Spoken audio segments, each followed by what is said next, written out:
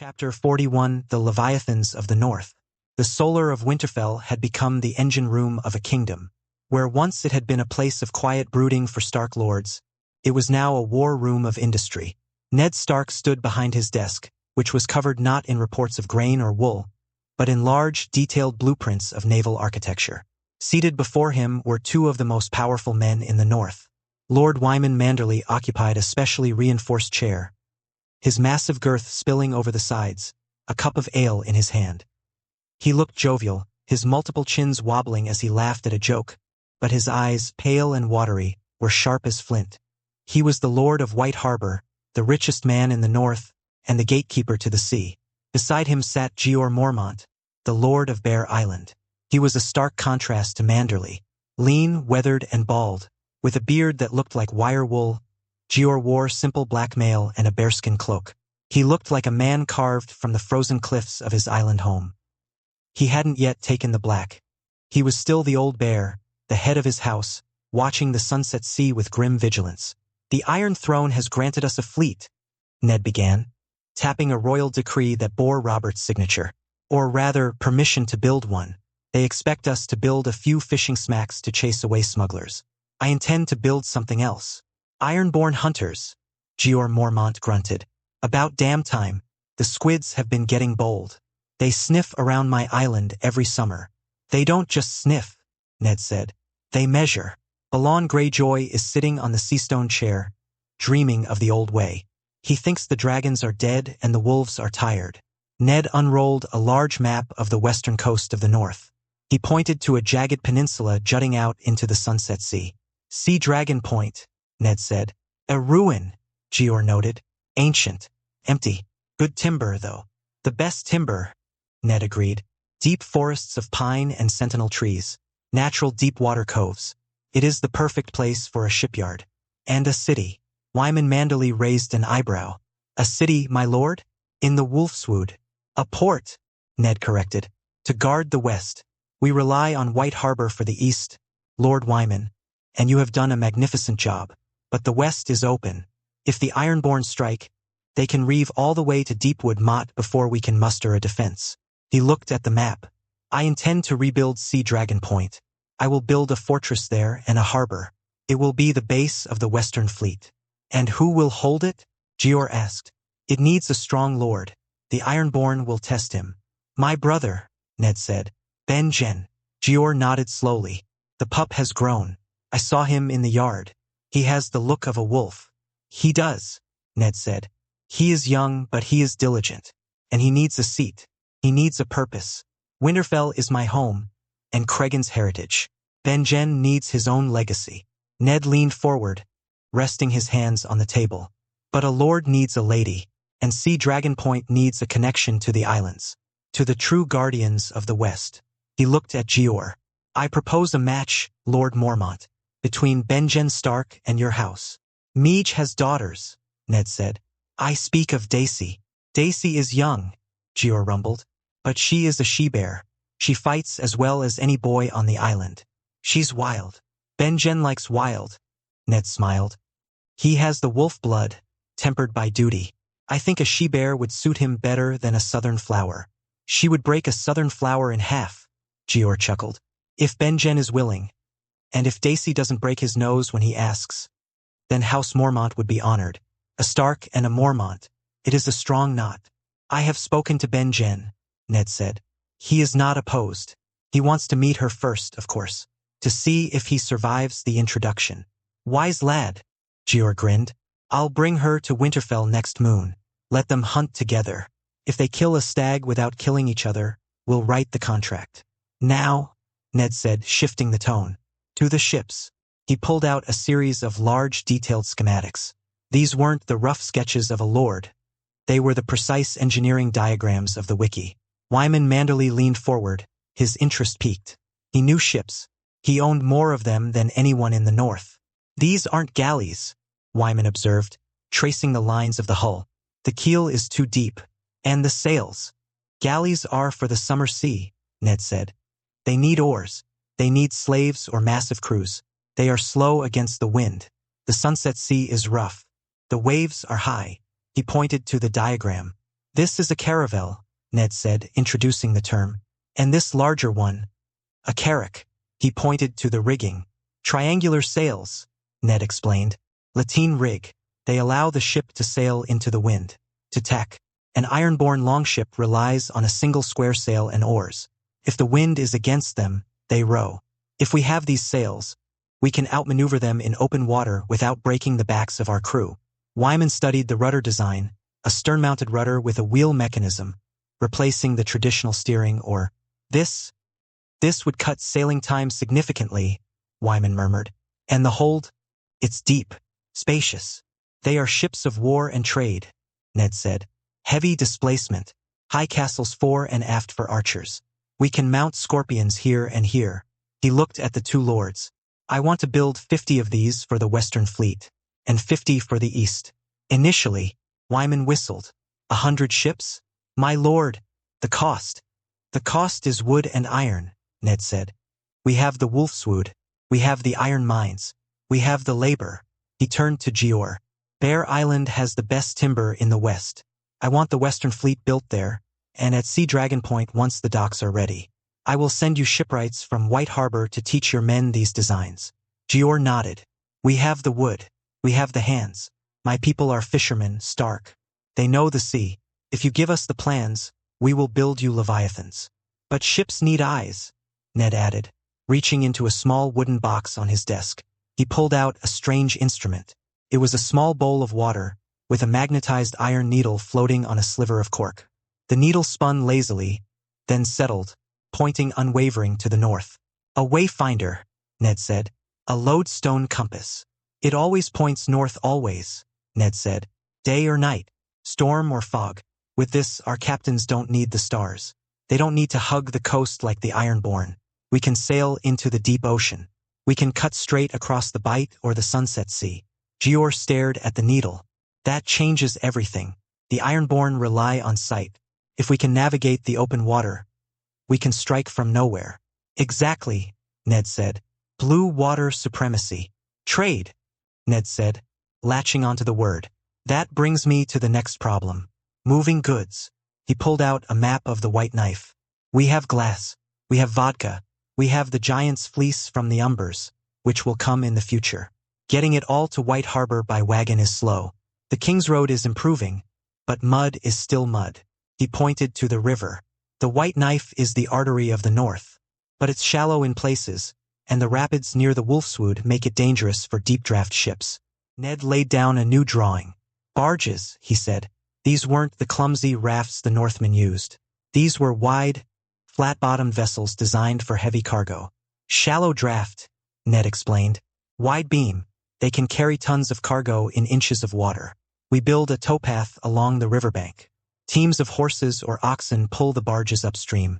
Downstream, they float with the current. Wyman nodded enthusiastically.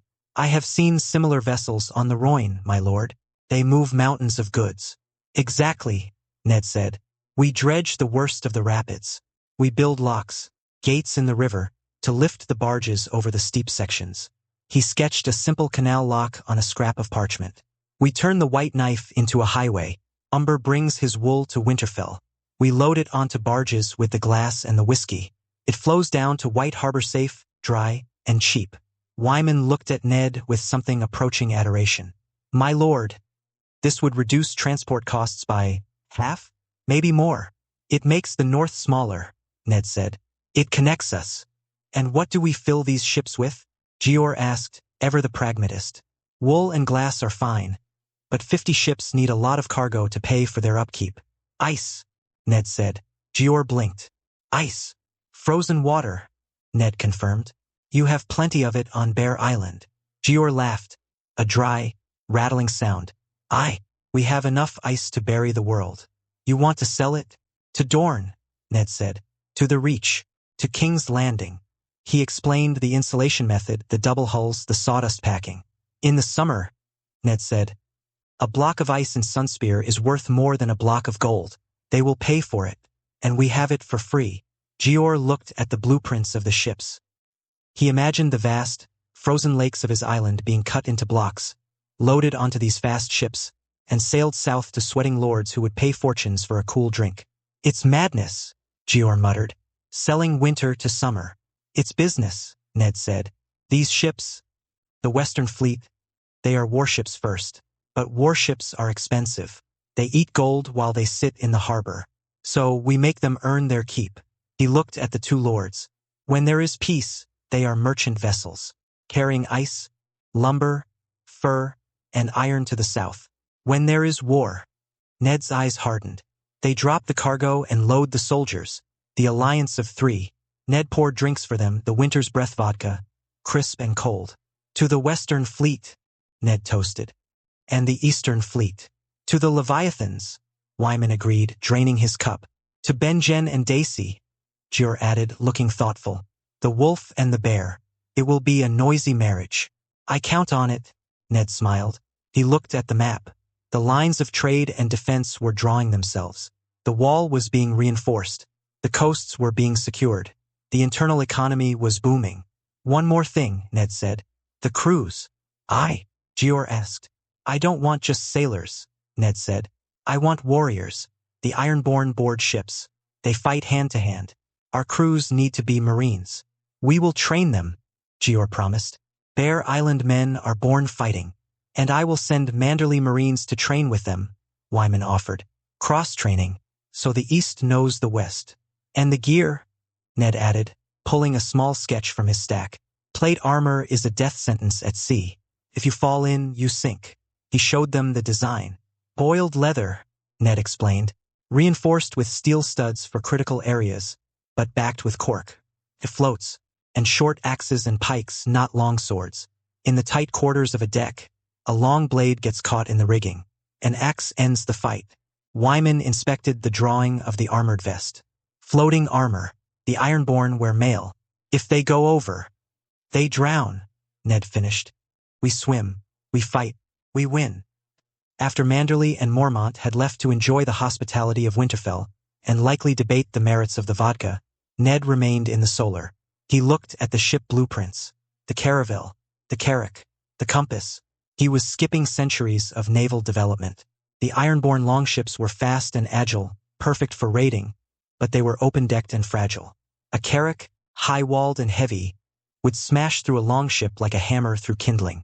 And with the new Archer platforms, the Ironborn wouldn't even get close enough to board. Ned walked to the window. He looked out at the courtyard. He saw Benjen walking with Arthur Dane. They were laughing. Benjen looked happy. He had a purpose now, Sea Dragon Point. A lordship. A future. Ned touched the glass of the window, his glass. The North was safe. For now. Chapter 42, The Engines of the North. Time in the North had always been measured in seasons. The long summer, the cruel winter, the false spring. But the year following the rebellion was measured differently. It was measured in stone, in glass, and in gold. Ned Stark sat in his Solar, looking out over a Winterfell that was unrecognizable from the grim fortress he had returned to. The castle walls had been repaired, the gray granite scrubbed clean of moss and lichen. But it was the structures inside the walls that drew the eye. The glass gardens had tripled in size, a shimmering sea of clear panes reflecting the pale sun. Steam rose from the vents, a constant reminder of the geothermal heat that kept the vegetables growing even as the first true snows began to fall. Beyond the walls, the winter town was bursting. It wasn't just a refuge anymore.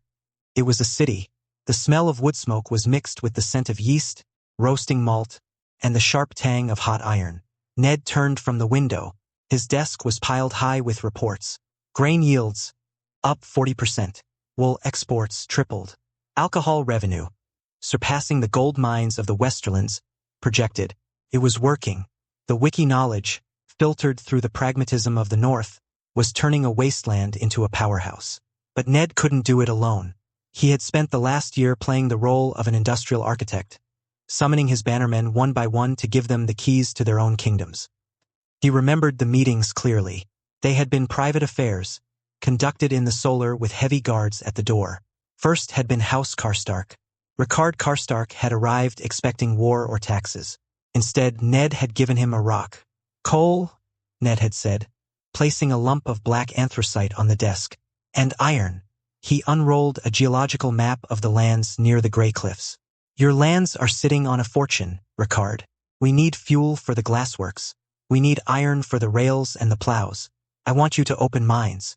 Deep ones.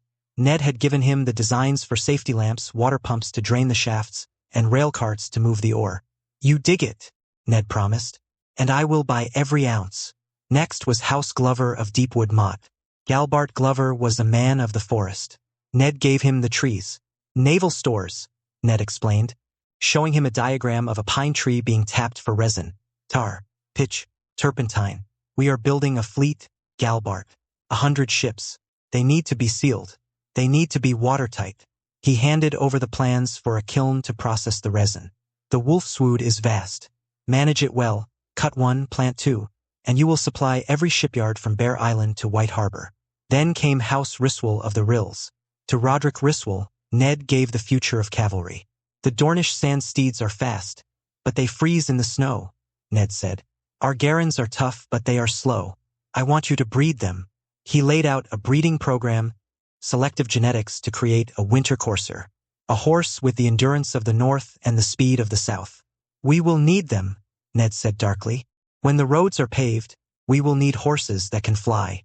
And finally, the most dangerous meeting of all. House Bolton. Roose Bolton had sat in the chair, his pale eyes watching Ned with unblinking intensity. He knew he was being watched. He knew his spies had disappeared. You have the weeping water, Ned said. A fast river, good for wheels. You want me to mill grain? Roose asked softly. I want you to tan hides, Ned said. He pushed a schematic across the table. It was an industrial tannery, using chromium salts, or their Westerosi equivalent, and bark liquor to process leather faster and softer than the old urine-soaking methods. We need leather for the fleet, Ned said. Armor that floats. Sails. Boots for the Wolf Guard. Saddles for the Riswell horses. You will produce the best leather in the 7 kingdoms. Roose looked at the plans. Tanning was a dirty, smelly business. It was usually work for lowborns. A stinking trade, Roose noted. A golden trade, Ned corrected. And necessary. A flayed man has no secrets, Lord Bolton. But a tanned hide protects an army. I prefer protection. Roose had smiled. A thin, bloodless expression. He understood the message. Make yourself useful and I will make you rich. Cross me and I will replace you. The Dreadfort will provide, Roose had said. There was one more resource Ned needed. Bureaucracy. He summoned Helman Tallheart of Torrens Square. Paper, Ned told him, placing a sheet of creamy, wood pulp paper on the desk next to a rough piece of parchment. Sheepskin is expensive, Helman. It is slow to produce. If we want to map the north, if we want to keep records of every bushel of grain, we need something cheaper. You want me to make this? Helman asked, rubbing the paper between his fingers. Torrens Square has the lake, Ned said. You have water and you have timber. I want you to build a mill, not for flour, but for pulp. He showed him the design, mashers, screens, presses. We turn wood into words, Ned said. We break the Citadel's monopoly on knowledge. We will print our own ledgers, our own books. The North will not just be strong, it will be smart. But the crown jewel of the new economy remained the alcohol. Ned hadn't kept the monopoly for himself. He couldn't. The demand from the South was too high. Robert alone was drinking a crate a week, and the courts of the Vale and the Riverlands were clamoring for Winter's Breath and Northern Fire. So Ned franchised. He summoned House Hornwood and House Serwyn. I cannot brew enough, Ned told them. Winterfell is bursting. I need partners. He gave them the blueprints for the stills. He gave them the yeast cultures. He gave them the charcoal filtration method. But, Ned warned, his voice hard as iron, this secret stays in the north. If I find a still in the Riverlands or if a Lannister spy learns the mash recipe, the contract ends, and heads roll. Hally's Hornwood and Medger Serwyn swore oaths on their ancestral swords. They understood. This wasn't just trade. It was a weapon.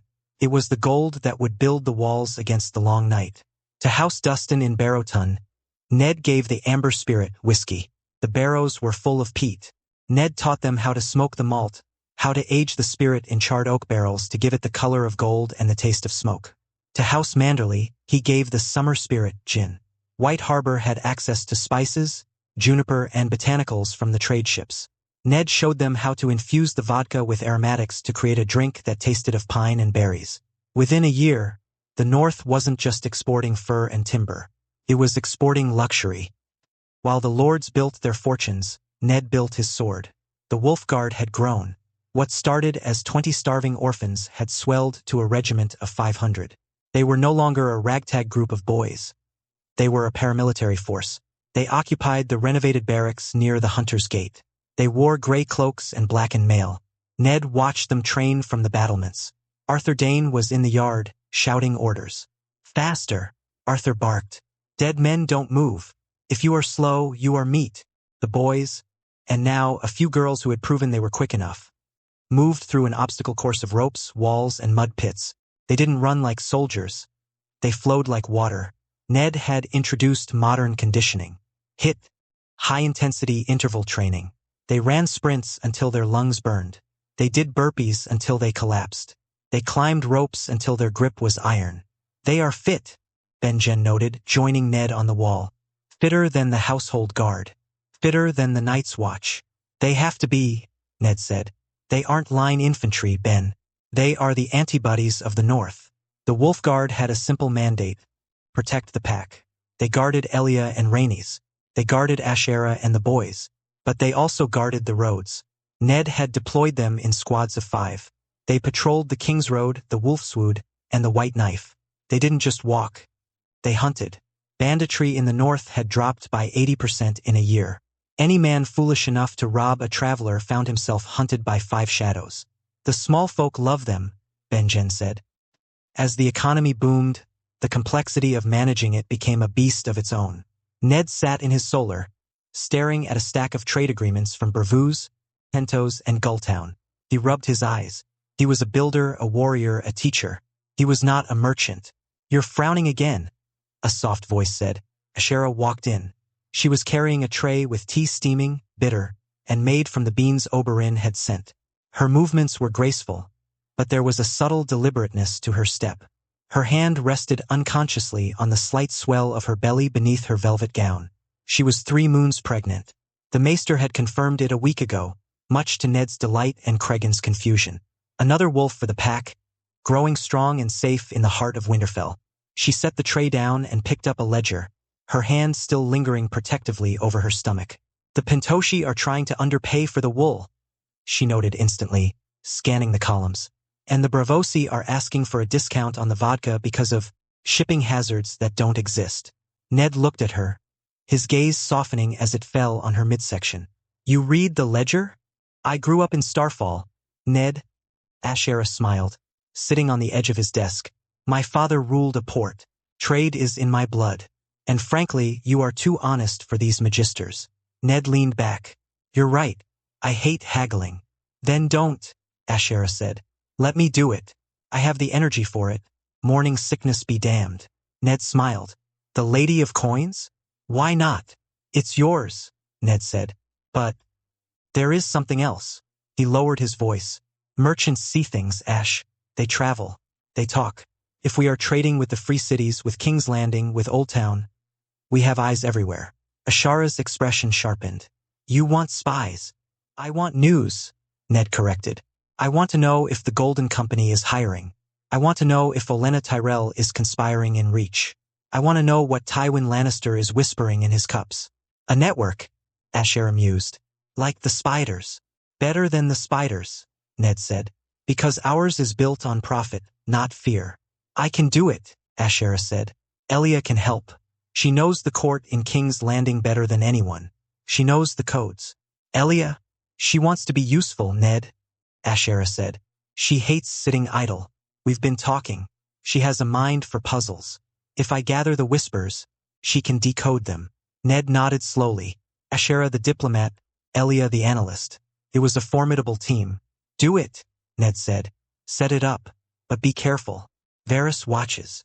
"Let him watch," Asherah said, sipping her tea. "He'll only see a lady buying silk." The final piece of the year's work was the most ambitious. A convoy of wagons left Winterfell, heading south. They weren't carrying trade goods. They were carrying stone. Or rather, the gray mud that became stone. Ned rode with them as far as the King's Road gate. "Roman concrete," Ned said to the master mason leading the team. "Remember the mix. Keep it dry until you pour." "Aye, my lord," the mason said. We've practiced. Moat Cailin is the throat of the north, Ned told him. I want it choked. I want those 20 towers rebuilt. Not just patched, rebuilt. Stronger than before. Taller. We will raise them, Lord Stark, the mason promised. We will make them smooth and hard as iron. No undull army will ever cross the neck again. Ned watched the wagons roll out. He felt the force humming in the earth. He was sealing the borders. He was arming the people. He was blinding the enemies. But the most important training wasn't happening in the yard. It was happening in the Godswood. The circle had expanded, but the progress was hard-won. Ned sat under the heart tree watching his students. Ashera sat with her eyes closed, her hands resting on her knees. The air around her shimmered slightly. She wasn't moving objects. She was feeling. The bird, Ashera whispered. In the high branch. It's hungry. Good, Ned said. And the guard at the gate? Bored? Ashera said. A small smile touching her lips. Thinking about supper. Ashera's empathy was her strength. She could read a room instantly. She could sense a lie before the words were formed. She was becoming the perfect diplomat. The perfect lady of Winterfell. No spy could hide from her. Elia sat beside her. The princess was different. Her connection was distant, visual. I see. Snow, Elia murmured, her brow furrowed in concentration. Deep snow. A tower by the sea. A black flag. East Watch, Ned identified. What do you see? Work, Elia said. Men cutting ice. Loading ships. They are singing. Remote viewing. It was exhausting for her, leaving her drained for days, but it was a strategic weapon of immense power. Elia was the eye, and then there were the warriors. Benjen stood 20 paces away. Arthur Dayne threw a rock at him. Hard. Benjen didn't dodge. He just glared. The rock hit an invisible cushion of air a foot from Benjen's face. It slowed, stopped, and dropped to the ground. Solid, Arthur praised. It still gives me a headache, Benjen grumbled, rubbing his temples. Better a headache than a broken nose, Ned called out. And Anna, Lina was a blur. She was running through the trees, leaping from root to branch. She moved faster than a human should. She was using force speed to enhance her agility, turning herself into a kinetic missile. She landed in front of Ned, breathless, grinning. I beat the wind, she panted. You scared the squirrels, Ned corrected, though he smiled. But you're getting faster. Fast enough to beat Arthur? Fast enough to run away from him, Arthur said, walking over, which is usually the smarter move. Ned looked at them, his family, his army. They were getting stronger. The magic of the first men was waking up. Chapter 43, The Lion, the Rose, and the Sun. Casterly Rock was not a castle. It was a mountain carved into a fortress. It was a monument to power, wealth, and the absolute certainty that House Lannister stood above all others. But today, Tywin Lannister sat in his solar, 600 feet above the crashing waves of the Sunset Sea, and for the first time in 20 years, he felt a flicker of uncertainty. On his desk, next to the ledgers of the gold mines, sat a square glass bottle. It was empty. Tywin had not drunk it himself. He preferred Arbor Gold. But he had watched his brother Kevin drink it, and he had seen the effect. Clear spirits, Tywin murmured, tapping the glass. Clear glass. And now ships. Kevin Lannister sat opposite him, looking weary. The merchants. They are talking. Ships from White Harbor are arriving in Old Town and the Arbor. New ships. Carracks, they call them. Faster than our galleys. Deeper holds. Tywin's green eyes narrowed. Eddard Stark. He builds, Kevin said. Roads. Glass gardens. Distilleries. The North is no longer a sleeping giant. Tywin. It is waking up hungry. Tywin stood and walked to the window. He looked out at the vast expanse of the sea. He had miscalculated. When he had marched on King's Landing, he had intended to secure the throne for Robert and bind the new king to House Lannister with blood and gold. He had succeeded in the marriage, Cersei was queen, but he had failed to secure the gratitude. Eddard Stark had stolen that. Stark had taken the capital, saved the city, and then walked away with the moral high ground, leaving Tywin looking like a necessary evil rather than a savior. And now Stark was turning the North into a rival. He has the Vale, Tywin analyzed coldly, through Jon Arryn. He has the Stormlands through Robert's affection. The Riverlands are tied to Stannis Baratheon. who has gratitude towards Stark for making Robert return the Stormlands to him. And he has Dorne's favor. And then there is trade. The vodka, Kevin noted. The small folk love it. Keeps them warm. It keeps them sending gold north, Tywin corrected. He turned back to the room. He looked at the family tapestry hanging on the wall. Jaime stood in the center, painted in white armor. But that was the past. Jaime was home. Ned Stark had done what Tywin could not. He had convinced Jaime to leave the Kingsguard. He had given Tywin his heir back. It was a gift, yes, but it was also a maneuver. By saving Jaime's honor, by revealing the wildfire plot, Stark had turned the Kingslayer into the White Lion. Jaime was a hero now, and because Stark had championed him, Jaime respected Stark. Perhaps even liked him. A dangerous influence, Tywin thought. Jaime settles well? Tywin asked. He is restless, Kevin admitted. But he is learning. He sits the court. He listens to the petitions. The match with Lyness Hightower has placated the Reach. Tywin nodded. It was a good match. Leighton Hightower was rich, powerful, and ruled Oldtown. Binding the Rock to the Hightower would secure the southwestern coast and check the power of the Tyrells. Lyness was young, but she was beautiful, and Jaime seemed amenable, if not enthusiastic. And Tyrion? Tywin asked, his voice hardening. He reads, Kevin said with a shrug. He drinks. He visits the brothels in Lannisport. He is Tyrion. Tywin's jaw tightened. The imp, the stain on his legacy.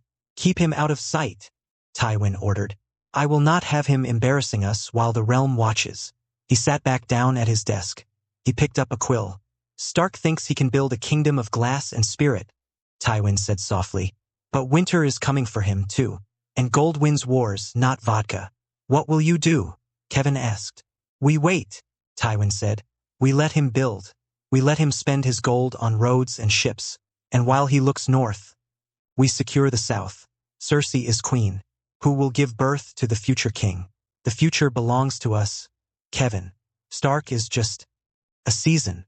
But as he looked at the clear glass bottle, Tywin Lannister wondered if this particular winter might be longer than he expected. Highgarden. The gardens of Highgarden were the envy of the world. Fountains, mazes, flowers that bloomed in every color of the rainbow. It was a paradise. Lady Olenna Tyrell, the Queen of Thorns, sat in her gazebo, surrounded by her handmaidens. Across from her sat her son, Mace Tyrell, Lord of Highgarden. Mace was currently demolishing a plate of honeyed chicken, grease shining on his chin. He ate with the enthusiasm of a man who had never known a day of hunger in his life. He paused only to take a deep draught of Arbor Gold. Delicious, Mace declared, waving a chicken leg. Simply delicious. The cooks have outdone themselves. Olenna watched him with a mixture of affection and exasperation. Mostly exasperation. Eat, Mace, Olenna said dryly. It seems to be the only thing you do with any real conviction. Mace chuckled, missing the insult entirely. A growing lord needs his strength, mother. You stopped growing 20 years ago, Olenna snapped. Now you're just expanding. She turned her attention away from her son and back to the object on the table before her. It was a small, delicate glass vial containing a clear spirit, winter's breath, and next to it, a bolt of wool so soft it felt like spun cloud. Have you looked at these? Olenna asked, tapping the glass. Northern trinkets, Mace dismissed, reaching for a tart. The glass is nice enough, I suppose. Clearer than the Myrish stuff. But what of it? Olenna murmured. But look at this, you fool. She held up the vial. This spirit. It is distilled to a purity that the alchemists of King's Landing can only dream of. And the glass. It is flawless. Industrial. Do you know what this means? Mace shrugged. It means Stark has a new hobby. It means Stark is building an economy, Olenna corrected sharply. He is creating goods that the free cities crave. This glass. If he floods the market, the price of Myrish lenses will collapse. And this wool. It rivals the finest silks of Lys. She looked at the bottle. Eddard Stark, she mused. I remember him at Harrenhal. He was spending most of his time with Robert, enjoying. I remember him being drunk, Mace offered helpfully. You were drunk, Mace, Olenna said. Stark was observant. And now, he sits in Winterfell, turning snow into gold. She looked at Mace, who was now licking honey off his fingers. She shook her head slightly. Gods help us if anything happens to Willis. I need a grandson with a brain, not a stomach. Tywin Lannister has betrothed his son to a high tower, Olenna said, changing tacks. He moves on Old Town. Let him, Mace said. Lord Leighton is loyal. Lord Leighton is ambitious, Olenna snapped. And we need a counterweight. We need to ensure that the wealth of the North flows through the Reach, not the West. She tapped her fan against the table. Send a raven to White Harbor. Invite Lord Manderley to feast.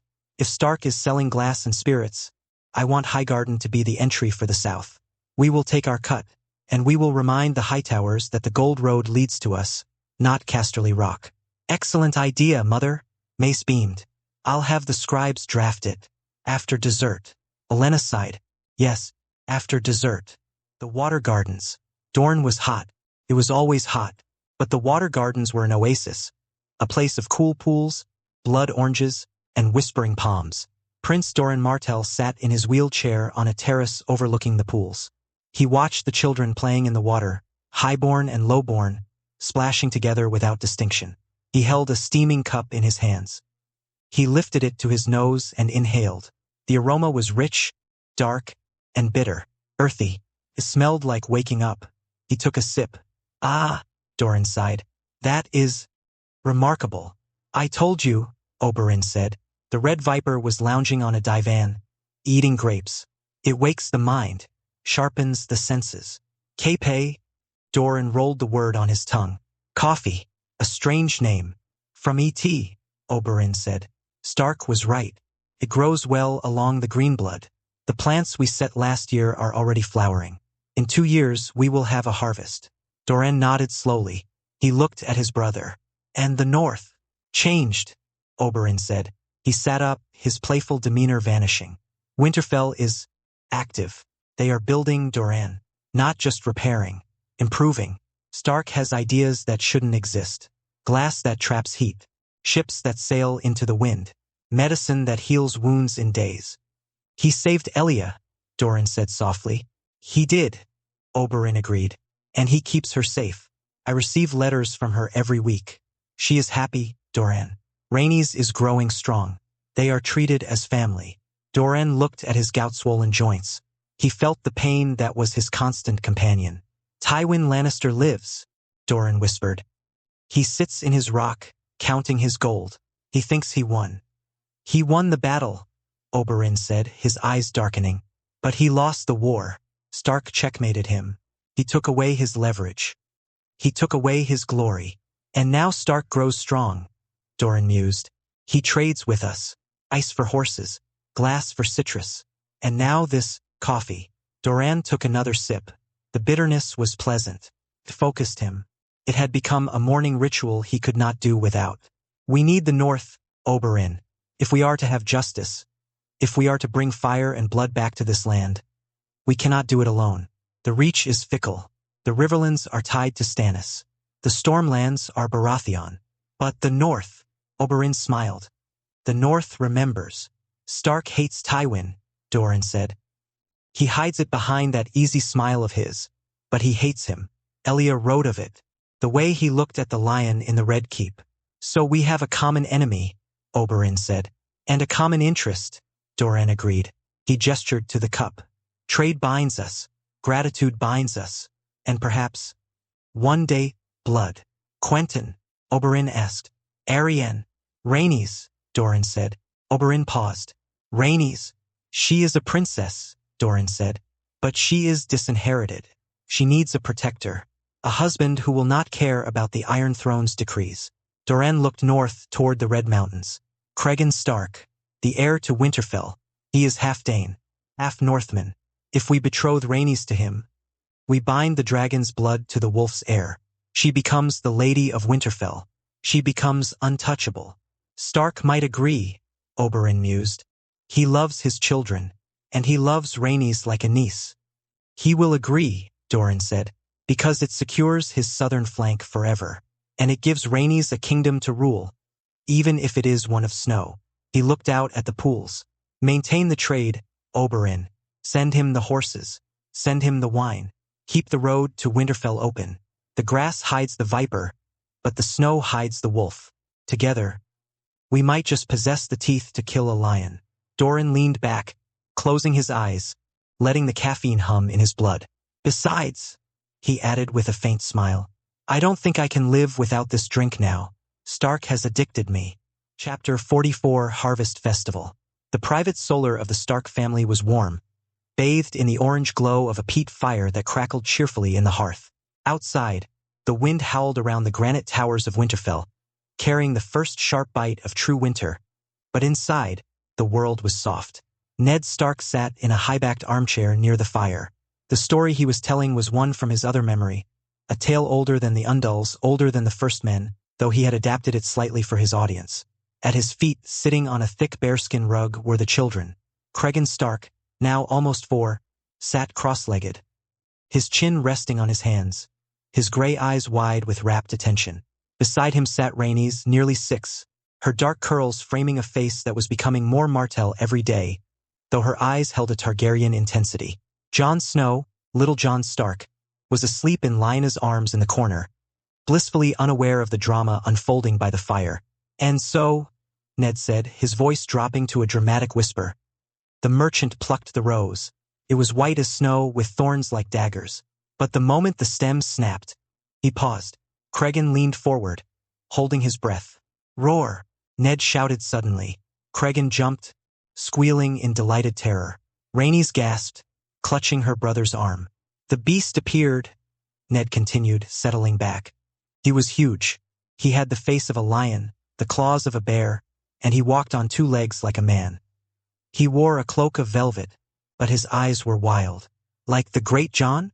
Cregan asked seriously. Ashera, sitting on a nearby divan with her embroidery, snorted a laugh. Elia Martell, seated beside her, smiled behind her hand. A bit like the Great Jon, Ned agreed with a grin. But furrier. The beast roared. You have stolen my rose. For this you must pay. Ned spun the tale of Beauty and the Beast, weaving in elements of Westeros. The castle wasn't enchanted with singing teapots. That would be too strange even for a world with dragons, but with silent servants made of stone and iron. The curse wasn't from an enchantress, but from a green seer who had punished the prince for his cruelty. He told them of Belle, whom he renamed Lyra, and her bravery, how she traded her freedom for her father's life, how she lived in the beast's castle, surrounded by magic she didn't understand. She was scared, Ned said, looking at Rhaenys, but she didn't run. She looked at the beast, and she didn't see a monster. She saw a lonely soul. Rhaenys nodded slowly, absorbing the lesson. Like Uncle Arthur says, look at the eyes, not the sword. Exactly, Ned said. He reached the climax. The fight with the wolves in the snow. The beast saving Lyra. The moment the curse was broken, not by magic, but by love. And when she kissed him, Ned finished softly, the fur melted away, the claws became hands, and the beast was gone. Standing there was a prince, and they lived happily ever after, in a castle where the winter never came. Ned closed the imaginary book. For a moment there was silence. Then, Cregan clapped his hands, a sharp, enthusiastic sound. Rhaenys joined in, her applause more dignified but equally enthusiastic. Again, Cregan demanded. Tell the part about the wolves again. No, Ashera interjected, setting her embroidery aside. She stood up, the rustle of her silk skirts signaling the end of the evening. It is late, little wolf. The moon is high. But Mama, Cregan protested, giving her his best puppy dog eyes. I'm not sleepy. You yawned 3 times during the part about the library, Elia pointed out gently, standing up as well. Come, Rhaenys, bedtime. Rhaenys sighed, the weight of the world on her small shoulders. Stories are too short. Life is long, Ned said. There will be more stories tomorrow. Tomorrow, Cregan perked up. Tomorrow is the Harvest Festival, Ned reminded him. The castle will be full. Lords from the Umbers to the Reeds. There will be a fair in the winter town. Jugglers, singers, and stalls selling toys. He leaned forward, conspiring. If you go to sleep now without fuss, tomorrow I will buy you whatever you want from the fair. A wooden sword, painted shield, anything. Cregan's eyes widened to the size of saucers. A real sword. A wooden sword, Ned corrected. We don't give steel to toddlers. Deal? Cregan scrambled up. Deal. I'm sleeping. Look, I'm sleeping right now. He squeezed his eyes shut and marched blindly toward the door, bumping into the frame. Ashera laughed, catching him before he could hurt himself. Come along, you terror. She kissed Ned on the cheek. Don't stay up too late brooding, my lord. The bed is cold without you. I'll be there soon, Ned promised. Elia took Rhaenys' hand. The little girl looked back at Ned. Uncle Ned, Rhaenys asked. Yes, sweetling? Was the beast? Was he a Stark? She asked innocently. Because he had wolves? Ned smiled. Maybe he was. Starks can be beasts, if they forget themselves. But they can also be princes. Rhaenys seemed satisfied with that. She curtsied. A perfect, courtly motion she must have learned from Elia, and followed her mother out. Lyanna stood up from her corner, shifting the sleeping Jon in her arms. She looked at Ned. You tell good stories, she whispered. Better than old Nan. Old Nan's stories are scary, Ned said. I prefer the ones with happy endings. Happy endings are rare, Lyanna noted, looking down at her son. That's why we have to make them, Ned said. Good night, Anna. Good night, Ned. She slipped out, leaving Ned alone with Arthur Dayne, who had been standing guard by the door, silent as a shadow. The golden morning. The next morning, Winterfell exploded into noise. The Harvest Festival was the last great celebration before the true winter set in. It was a time to count the grain, slaughter the excess livestock, and drink enough ale to forget the coming darkness. But this year it was different. This year it was a celebration of victory, of wealth. Ned stood in the courtyard, dressed in his finest gray velvet, the direwolf clasp gleaming at his throat. Beside him stood Ashera, radiant in a gown of heavy northern wool dyed deep purple, a silver fur cloak draped over her shoulders. She looked like a queen of winter and stars. The gates opened. The first to arrive were the Manderleys. Lord Wyman Manderley rode a massive destrier that looked like it was praying for death under his weight. But the Lord of White Harbor was beaming. Behind him came a train of wagons loaded with silver, spices from Bravos, and casks of the new gin he was producing. Lord Stark, Wyman boomed, wheezing as his squires helped him down. The roads. By the gods, the roads. They held, Ned asked, smiling. Held. Wyman laughed, his belly shaking. Well, the mud is still mud, my lord, but the bridges, the causeways you ordered built, they cut the journey by days. No more sinking to the axles in the marshes. Wait until the stone arrives, Ned promised. Next year you'll roll on rock. I look forward to it, Wyman declared. He bowed to Ashera. My lady, you look lovelier than the sunrise. And you look prosperous, Lord Manderley, Ashera replied gracefully. Next came the Umbers. The great Jon didn't ride through the gate. He charged. His horse thundered into the yard, kicking up mud. He vaulted off, roaring. Ned! The giant of Umber crushed Ned in a hug that would have broken a normal man's ribs. Ned, reinforced by the force, simply hugged him back. Jon! Ned wheezed. Good to see you. The sheep! Great Jon shouted, releasing him. The bloody sheep! Their gold mines with legs. The first shipment of Giant's fleece sold in Gulltown before we even unloaded it. The Vale Lords are fighting over who gets to wear my wool. He slapped his thigh. And the gift. The crops are coming in. We planted the beans like you said. The soil, it's black, rich. I've never seen turnips the size of heads before. Nitrogen, Ned murmured. Magic, Great Jon corrected. Then came the Glovers, smelling of pine tar and sap, their wagons loaded with naval stores. Then the Riswells, leading a string of magnificent horses, the first generation of winter coursers, sleek and strong. And then the Boltons. Roose Bolton rode in quietly. His armor was pink enamel, spotless. His pale eyes scanned the courtyard, taking in the prosperity, the new buildings, the glass gardens glittering in the distance. Roose dismounted. He didn't roar. He didn't hug. He simply bowed. Lord Stark, Roose said softly, the Dread Fort sends its regards. Lord Bolton, Ned replied, his face a mask of polite neutrality. How goes the tanning? Lucrative, Roose admitted, a faint, bloodless smile touching his lips. The leather is in high demand. We have expanded the vats. The smell is unfortunate, but the gold has no scent. Indeed, Ned said. He looked around the courtyard. The North was here, and for the first time in living memory, the the North wasn't just surviving.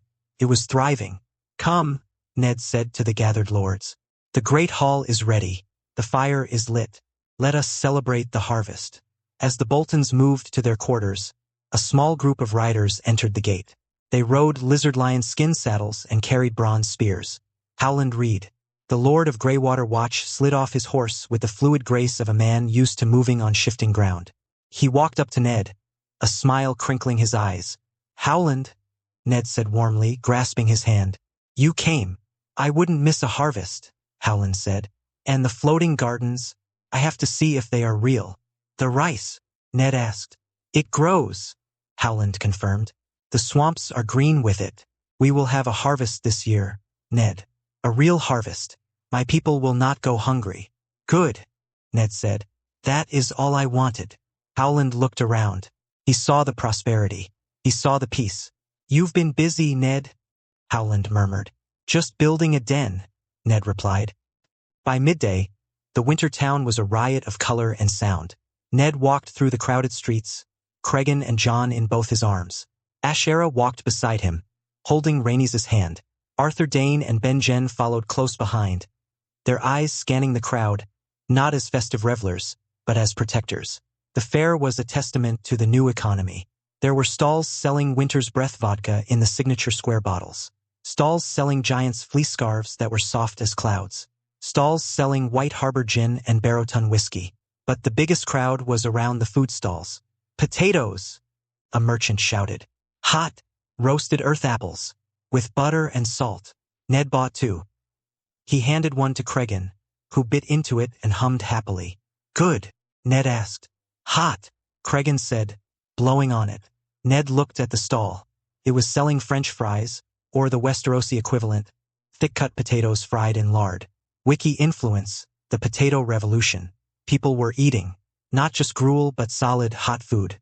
The children running through the streets looked fed. Their cheeks were rounder. Their clothes were warmer. "You did this?" Ashera whispered, leaning into him. "Look at them, Ned. They aren't afraid of the winter." "Not this winter," Ned said. He stopped at a toymaker's stall. The man, a woodcarver from the Wolfswood, had a display of intricately carved animals. "I promised," Ned said to Cregan, swinging him down. "Pick one." Cregan's eyes went wide. He looked at the wolves, the bears, the stags. His hand hovered over a dire wolf, then darted to a painted wooden knight with a sword. "Arthur!" Cregan shouted, holding it up. Arthur Dayne stepped forward, grinning. "A fine choice." Ned bought it. Then he looked at Rhaenys. "And for you, my lady?" Rhaenys looked at the toys. She didn't pick a doll. She pointed to a carved wooden dragon painted black. Ned froze for a second. "Balerion, the Black Dread." "I like the wings," Rhaenys said innocently. Ned bought the dragon. He handed it to her. "Keep it safe," Ned whispered. "It's a rare beast." Rhaenys hugged the dragon. "I will." As they walked back toward the castle, a commotion broke out near the ale tents. A man, a mercenary by the look of his mismatched armor, was shouting at a local farmer. He shoved the farmer, knocking a basket of eggs from his hands. "Watch where you're going, peasant!" The mercenary spat. The crowd went silent. They looked at the mercenary, then they looked at Ned. Ned handed John to Ashera. He stepped forward. The crowd parted like the Red Sea. "Is there a problem?" Ned asked calmly. The mercenary turned. He saw a man in a velvet doublet. He didn't see the ice in the eyes. He didn't recognize the Lord of Winterfell. "This clod got mud on my boots," the mercenary sneered. "I'm teaching him manners." "In the north," Ned said, his voice carrying clearly, "we do not push men who grow our food, and we do not bully the weak." The mercenary laughed. "And who are you?" "I am Eddard Stark," Ned said, "and this is my town." The mercenary's face went pale. He stumbled back. "My lord, I didn't know." "You didn't know who I was," Ned said, "but you knew he was a farmer, and you thought that made him less than you." Ned looked at the broken eggs. "Pay him," Ned ordered. "My lord."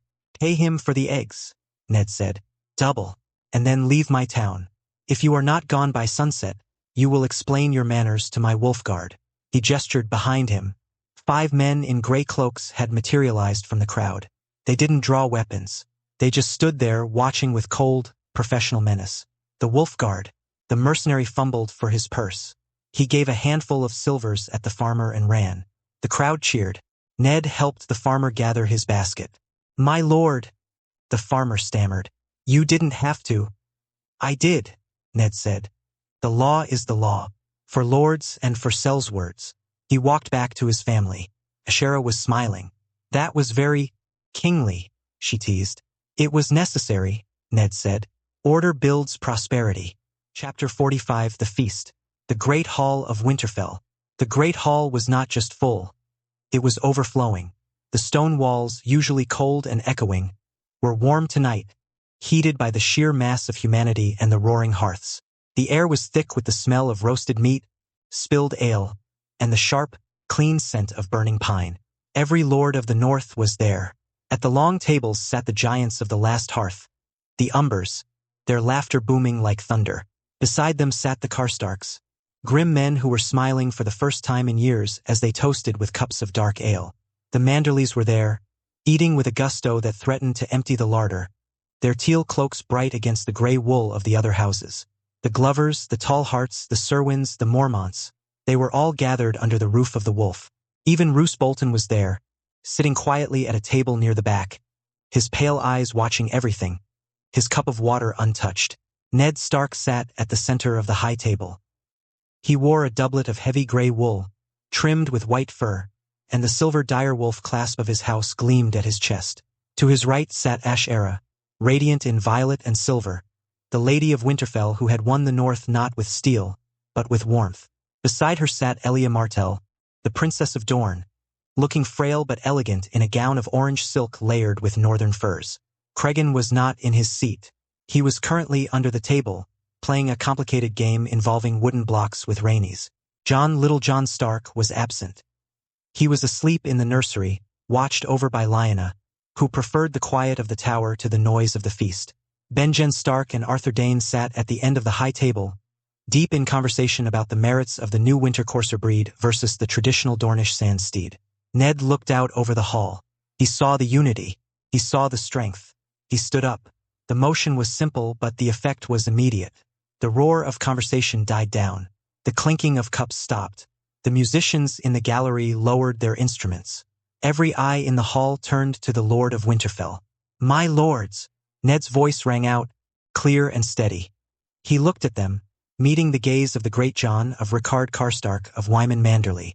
"Thank you," Ned said simply. "Thank you for coming to Winterfell to celebrate the harvest." He gestured to the tables laden with food. "This year, the North has begun to wake.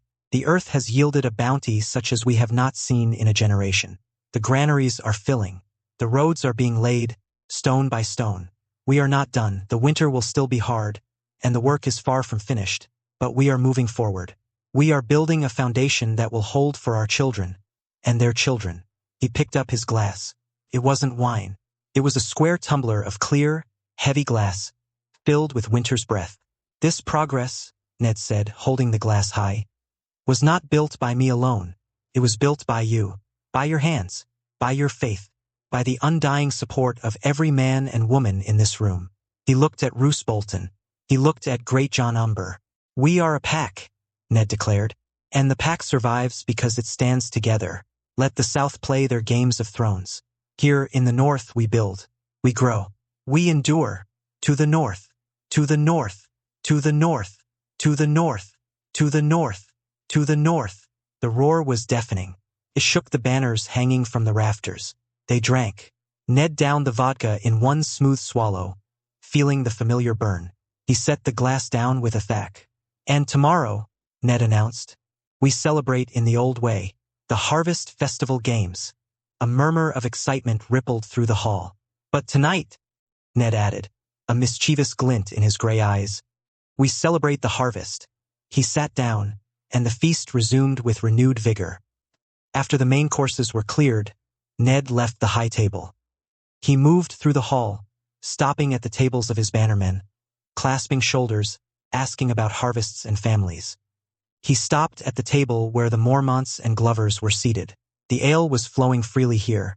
"My Lord Stark," Midge Mormont greeted him, slamming her tankard down. "A fine speech, but the men are getting restless. They want to boast." Boasting is cheap, Ned smiled. Strength is better. He looked around the nearby tables. He saw Ben-Jen and Arthur watching from the dais. Ben-Jen, Arthur, Ned called out. Come down here. The Lady Meej doubts the strength of Winterfell. Ben-Jen grinned, vaulting over the table to join them. Arthur followed more sedately, a small smile playing on his lips. A game, Ned suggested, his voice carrying over the din, to test the arm of a Northman. What game? Galbart Glover asked. Iron arm, Ned said. He explained the rules quickly. Hold a full tankard of ale straight out at shoulder level. Elbow locked. No spilling. The last one holding it wins. The Great John heard this from the next table and roared with laughter. A child's game. I could hold a barrel all night. Prove it, Umber, Meej challenged. Within minutes, a line was formed in the center of the hall. Great John Umber, Rickard Karstark, Galbart Glover, Small John Umber, Ben-Jen Stark, Arthur Dayne, and Meej Mormont stood shoulder to shoulder. Ned acted as the officiator. Arms up. They raised their heavy tankards. For the first minute, it was easy. The Great John joked with Karstark. Small John winked at a serving girl. Ben-Jen was focused, his face a mask of concentration. Arthur stood perfectly still, his arm as steady as a statue's. 2 minutes, the silence started. The weight of the ale and the pewter mugs began to leverage against the shoulder joints. The burns set in. Getting heavy, John? Rickard Karstark grunted, sweat beading on his forehead. Lighter than your head, Rickard. Great John shot back, though his arm trembled slightly. Don't spill, Ned warned, walking down the line.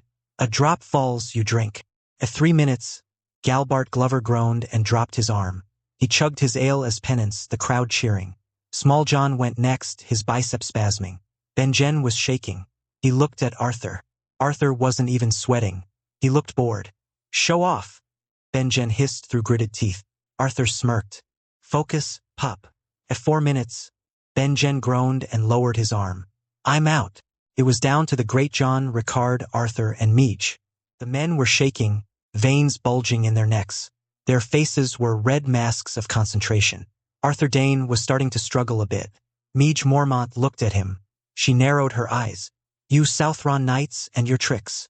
No tricks, my lady, Arthur said smoothly. Just discipline. We'll see, she grunted. Rickard snarled, his arm shaking violently. The ale sloshed over the rim. Out, Ned called. Rickard dropped his arm with a curse. It was Umber versus Mormont versus Dayne. Just you and me, giant, Meej said to the Great John, ignoring Arthur. I bet I can finish a song before you drop. She started humming The Bear and the Maiden Fair. The disrespect was palpable. The Great John turned purple. He grit his teeth so hard they audibly creaked. But the physics of his massive arm worked against him. The leverage was brutal. With a roar of frustration, his arm buckled. The tankard slammed onto the table. It was down to Arthur and Meej. After a while, Arthur's arm dipped slightly. A drop of ale spilled. Arthur is out, Ned declared. Arthur lowered his mug, bowing to Meej. I yield to the bear. Meej didn't drop hers. She calmly brought it to her lips and took a sip, her arm still perfectly straight. The winner, Ned announced, raising Meej's hand. Lady Meej of Bear Island. The hall erupted. The Mormont women cheered the loudest. A prize for the champion, Ned said. A cask of your choice, my lady. Whiskey, Meej said instantly. The amber stuff. It puts fire in the belly. Done, Ned laughed. The mood was high, but at the Umber table, tension was simmering. The Great John and Rickard Karstark were arguing. Loudly, they both challenged each other for another iron arm game. But Ned was absent at that time, talking with other lords when they were playing. My mug touched the wood a second after yours, Rickard shouted. You spilled first, Great John bellowed back. You owe me a drink. They were chest to chest, looking ready to turn the feast into a brawl. Ned, who heard the Comanchean, stepped between them. My lords, save the fighting for the tourney tomorrow. He cheats, Great John accused. He's blind, Rickard countered. Settle it, Ned said, with a game of precision, not strength. He signaled to the stewards. Bring a cauldron, and wine, lots of wine. A large iron cauldron was placed on a table between the two lords. It was filled to the brim with Dornish red. Ned took a small wooden bowl, a soup bowl, and floated it gently on the surface of the wine. "The penny in the pond," Ned explained. "You take turns placing a coin in the bowl. Gently. If you sink the bowl, you drink the pond." The Great John looked at the delicate bowl floating on the red wine. "That's it? Putting coins in a cup. It requires a steady hand, John," Ned said. "And nerves." The crowd gathered around. This was better than a melee. Arthur and Ben-Jen stood by Ned, watching with amusement. Ashera and Elia leaned forward from the high table, intrigued. Ricard went first. He placed a silver stag into the bowl. It bobbed slightly.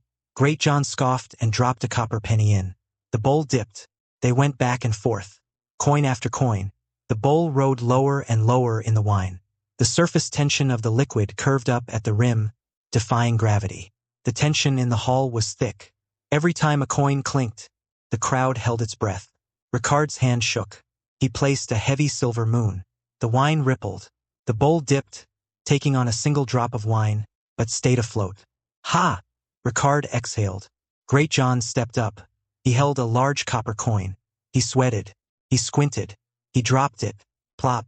The bowl sank instantly, vanishing into the depths of the cauldron. "Ah, hells!" Great John roared. "The rules are the rules," Ned said, folding his arms. "The loser retrieves the coins." "With his hands?" Great John asked. "With his mouth," Ned grinned. "Or by drinking until the bottom is dry." The crowd chanted, "Drink! Drink! Drink!"